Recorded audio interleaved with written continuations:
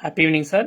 ఈరోజు జరిగినటువంటి జూమ్ సెషన్లో చిన్న గోపి సార్ క్లాస్ మాత్రం అసలు మనము జీవితంలో ఏం సాధించాము, ఏం కోల్పోయాము, మనం ఇంతవరకు ఏం చేశాము, అసలు మనము అంటే ఇలా గడుస్తూ పోతుంది, రొటీన్ లైఫ్ అవుతుంది. కానీ మనం సంపాదించినేంటి అంటే మన వయస్సుకు తగ్గట్టుగా మనం సంపాదిస్తున్నామా, మనం ఏం సాధించాలనుకుంటున్నాము, మనం అంటే ఇప్పటిదాకా మనం ఒక దగ్గర పని చేస్తూ లేబర్గా ఉంటున్నామా, లేకపోతే ఓనర్గా ఉంటున్నామా, మనం అందరిలో అద్భుతంగా మనం అంటే ఎందుకు చేయలేము, మనం తలుచుకుంటే కూడా డబ్బు సంపాదించగలము, మనం తలుచుకుంటే ఎర్లీగా మనం రిటైర్మెంట్ కావచ్చు అనే దానికి చాలా అద్భుతంగా ఎగ్జాంపుల్స్ ఇస్తూ చాలా వివరంగా సార్ వివరించారు.